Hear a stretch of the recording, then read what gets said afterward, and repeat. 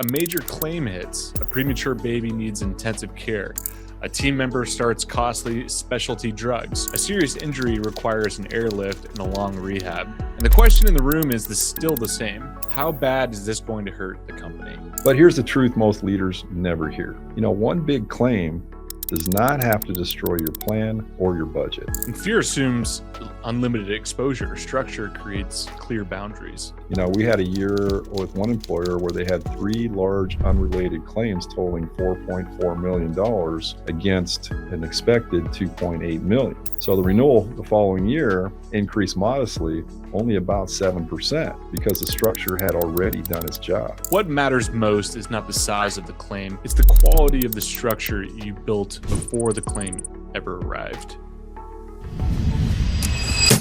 Today, I'd like to start with something that should make every CFO and CEO stop and think for a moment. You have a mid-sized company, maybe 50, 100, or 200 employees. You work hard to keep the business healthy and take care of your team. And one of your biggest monthly costs after payroll is health insurance. And yet, a major claim hits, a premature baby needs intensive care, a team member starts costly specialty drugs, and a mining operation, a serious injury requires an airlift and a long rehab. And the question in the room is still the same. How bad is this going to hurt the company? Yeah, that fear is understandable. Most leaders worry one big event could spiral out of control. It could drain cash flow or cause a huge renewal increase the following year.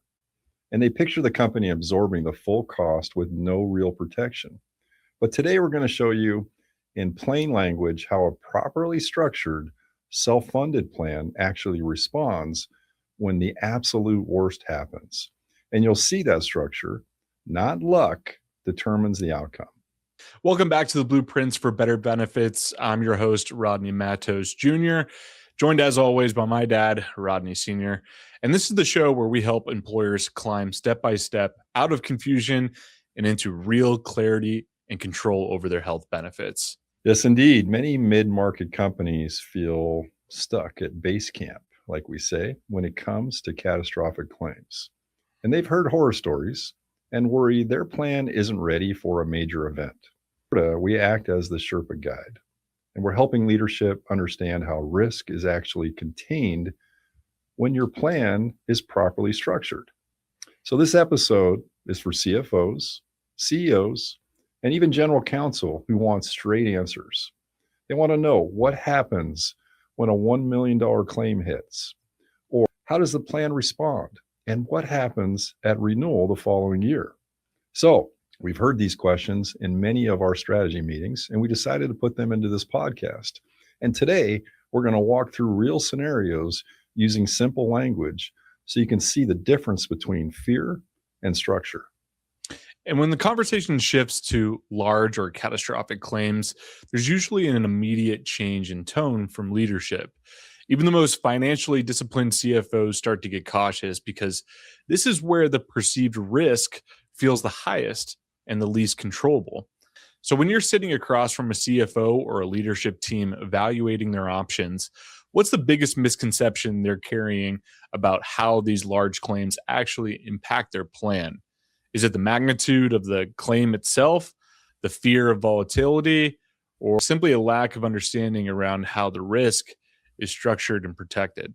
Yeah, I would say probably all the above. But the myth is that one large medical bill will bankrupt the plan or force massive renewal increases the next year. Many leaders picture the company absorbing the full cost with no protection. In simple terms, they think if a big claim happens, the company pays almost everything out of pocket. And that fear keeps a lot of companies awake at night. I mean, this is the part of the conversation where even the most confident CFO starts running worst case scenarios in their head at bedtime. And one big claim hits, the spreadsheet blows up, and suddenly it feels like the entire plan is hanging by a thread. Yeah. No, that is certainly true. They definitely have that misperception. But here's what's broken in that thinking. In a properly structured self-funded plan, the cost is divided into clear layers, and the company only pays up to a set amount on any single claim. And the total for the whole year, it's capped. Call that aggregate stop loss. And the rest is covered by protection layers that were put in place before the claim ever happened. And the worst claim does not define your plan. The structure you build before the claim does. So where do most companies start to get this wrong when they think about big claims? I'm going to do this one again. So where do most companies start to get this wrong when they think about big claims? I mean, they're not thinking about structure or protection layers. They're thinking about worst case scenarios. One major event, one large bill, and suddenly it feels like everything could be exposed. So where does that thinking start to break down? Well, they assume risk is unlimited and unpredictable. And they picture writing one check with no safeguards. So let me give you a simple analogy that most business owners understand right away.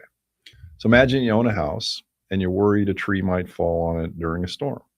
Some people lie awake at night, thinking they'll have to pay the entire repair bill themselves. But if you have a properly structured insurance policy with clear deductibles and limits, you only pay a set amount. Their insurance company covers the rest. So the fear comes from not knowing what your policy actually says. The same thing happens with self-funded health plans. Without clear layers, leaders fear the full cost of a big claim is going to land on the company. But in reality, the properly and well-structured plan has all these defined pieces. The company pays up to a certain amount on any one person, and a shared layer helps with the middle part, and protection above that kicks in. So the mistake is not having those layers clearly set up ahead of time. So what we're seeing right now in 2026 is that high-cost claims continue to be a top concern for mid-market employers. Their specialty drugs and complex medical events, those are driving a large portion of costs. For a company with 200 employees, one premature birth or specialty oncology treatment can easily reach hundreds of thousands of dollars, if not into the millions. Many CFOs worry these events will spiral and cause big renewal increases the following year. But here's the good news. It's that when a plan is properly structured with a specific deductible, an annual cap on total claims the company pays, and a captive layer that shares some of that middle risk, the outcome is far more predictable. Even after a tough year, the next renewal does not have to be devastating. So over the next 12 to 24 months, we expect continued pressure from these high-cost events. And companies that have modeled their protection layers always sleep better because they know their maximum exposure ahead of time. And this is especially true in industries like mining and construction and hospitality, where single serious injuries can involve airlift, surgery, and extended rehab. So the fear is real, but the structure can contain it. Yeah, exactly. The difference is preparation versus reaction. And how does this affect hiring and keeping good people? Well, it makes it harder than it needs to be. You can't clearly see or control your health insurance costs. It's tough to design benefits that help you attract and keep employees. And in tight labor markets like Nevada, construction crews, mining operations, manufacturing shops, and hospitality businesses, they all compete for hard-skilled workers. You have less money. If monthly costs keep rising with no visibility, you have less money left to offer better wages or lower what employees pay out of their pocket for their benefits. But a properly structured self-funded plan with a captive layer gives you far more control. So you can make benefits part of your talent strategy instead of just another rising expense. What we've seen and helped for thousands of employers is those mid-market employers tell us that once they gain visibility, they can finally use some of the savings to strengthen their total compensation package, which in turn helps with retention and hiring. But here's the truth most leaders never hear. One big claim does not have to destroy your plan or your budget. The outcome depends far more on the structure you built before the claim than the size of the claim itself. This segment is brought to you by the people and platforms that make this show possible. First, Triforta. If you're an employer who's tired of runaway renewals, bloated, fully insured plans, and the feeling that your benefit strategy is working against you instead of for you, then hear us clearly. You do not have to play that game anymore. help business owners fix broken health insurance. We bring cost containment strategies, self-funded captives, data intelligence, and real-world case studies that routinely save employers 6 and 7 figures without cutting benefits. If you want a benefits plan that actually rewards results, visit triforta.com and download our blueprints for better benefits. And second, Aperionics. If you run an insurance agency and you're still drowning in manual quoting, data entry, or commission reconciliation, you're leaving more than time on the table. You're leaving money. Aperionics is the automation layer built by insurance people for insurance people. AI quoting for carriers that don't have APIs. Instant policy data extraction, commission statement automation, proposal generation in seconds, not hours. Aperionics reduces operating costs and gives teams their time back so they can work at the top of their license. Learn more at aperionics.com. That's APEIRONIX.com. Triforta and Aperionics, 2 companies, 1 united mission. Fix what's broken, elevate what's possible, and help real people thrive. Now let's get back to the show. And fear assumes unlimited exposure. Structure creates clear boundaries.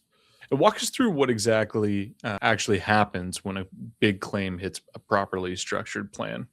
Yeah, no, certainly. So let's start with premature birth. A lot of times those end up in NICU for a lengthy stay, and those can lead to $1+ million in billed charges. And in a 200 life company, the allowed amount could come down to about $850,000. So the CFO's first reaction is worry. How much of this are we on the hook for? Of course, when that question is asked, the room typically goes silent. Legal asks about coverage, HR is worried about supporting the employee and communicating with their family, and finance is worried about the budget impact in the business and cash flow. And they all feel exposed because it seems uncertain. But because the plan had a $75,000 and an aggregate cap of 125%, the company's exposure is completely limited. And the captive layer helps share some of the middle risk, and stop loss covers the rest. So the net impact to a company stayed in the $75,000 to $150,000 range instead of the full $850,000 exposure.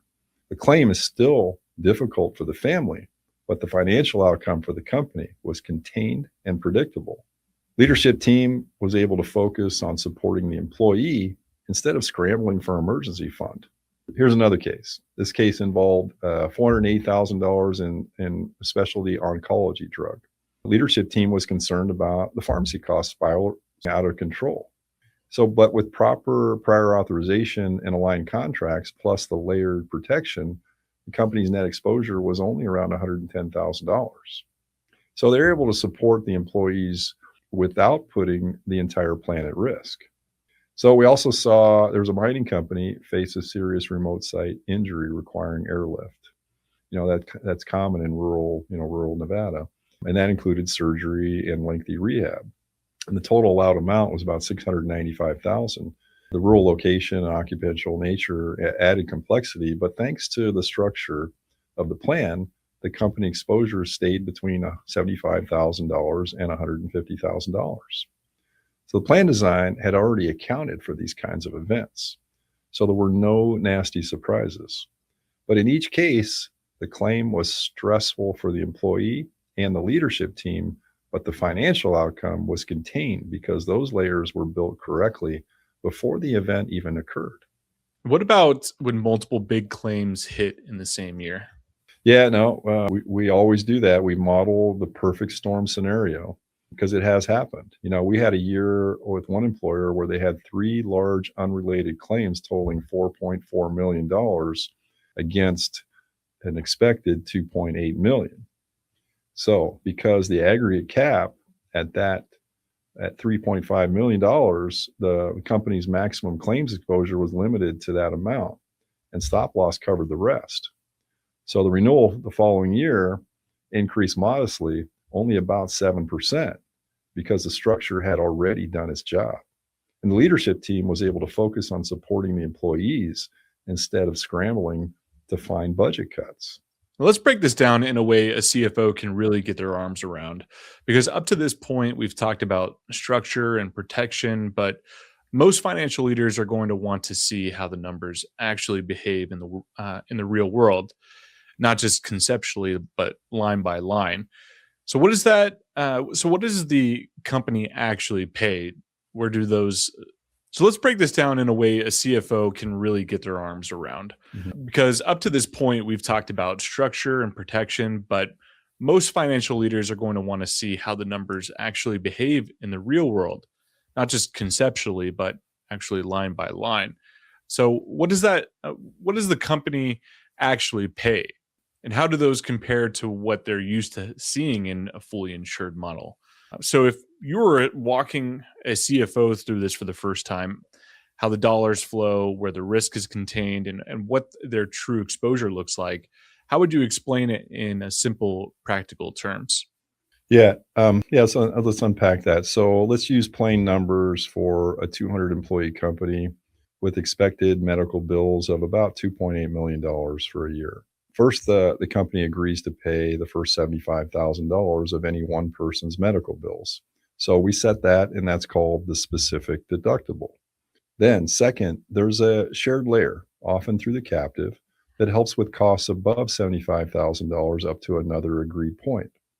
Third, protection is in place so the company's total medical bills for the entire year never exceed a certain limit. So say 3.5 million. That's the aggregate cap. Anything above that is covered by stop loss. So in the scenario where you have one big claim that comes in at $850,000, the company pays up to $75,000 on that person. The captive layer helps with some of the middle portion, and stop loss covers the rest. So the company's total for the year is still capped at the 3.5 million. So before a structured plan, many companies simply hoped nothing bad would happen. But after putting those layers in place, they know their maximum exposure ahead of time. And they can plan cash flow, they can budget confidently, and focus on running the business instead of worrying about one claim wiping out their year. So, for example, suppose one high cost medication is driving up the total. With the structure in place, you can see it early and often find a lower cost alternative. And that one change alone can save thousands that go straight back to the business or your team. So the fear of unlimited exposure is replaced with clear boundaries. Yes, most definitely. You move from what if to here's exactly what we're responsible for. That's a big shift. Yeah. And what are the biggest concerns CFOs raise when they hear about this structure? Well, the most common is cash flow. They ask, what if we have to pay a large amount up front before reimbursement comes in? And we address this with monthly funding that smooths cash flow and clear timelines for reimbursement. Another frequent worry is, will the captive kick us out after a bad year? Captives are built for volatility. They pull risk across many, many member companies and smooth experience over time. So one tough year rarely leads to any expulsion. CFOs also ask about fiduciary liability. Am I personally at risk if something goes wrong? Well, when the plan documents are aligned, stop loss is properly matched, and decisions are well documented, fiduciary responsibility is actually strengthened because you're acting with data and structure instead of guesswork. And the renewal fear after a bad year? Well, that's a big one. In a fully insured plan, a bad year often leads to 20 or 30% jump the next year. But in a properly structured self-funded plan with an aggregate cap and captive layers, the increase is usually much more moderate, often in the single digits, because the protection layers already did their job. And we're only talking about an increase on the stop loss premium and that insurance on the aggregate. So the biggest pitfalls are misalignment between the plan documents, the stop loss contract, or modeling the aggregate cap before a volatile year. So there are some practical steps that everyone should take, and we review them with every employer that we advise on this journey. So obviously review your current spec deductible and aggregate cap. Those are two very important steps. Ask for a stress test model showing what your maximum exposure would be on a $1 million claim or multi-claim year. And schedule a discovery call to compare your current structure against properly layered model. So if you visit Triform and mention when the worst happens, we'll run that stress test for you. No pressure, no sales pitch, just a free analysis. And when the worst happens, what matters most is not the size of the claim, it's the quality of the structure you built before the claim ever arrived. Yeah, a properly structured, self-funded plan with clear layers turns fear into predictability. And knowing your maximum exposure, you know how cash flow will be handled, and you know the renewal following year will be based on structure and not panic. And as we usually say, self funding isn't the destination, it's typically the starting point. And it's where visibility begins, where control takes shape, and where better decisions start to compound over time. And typically, what we usually say here on this show is self funding isn't the destination, it's the starting point.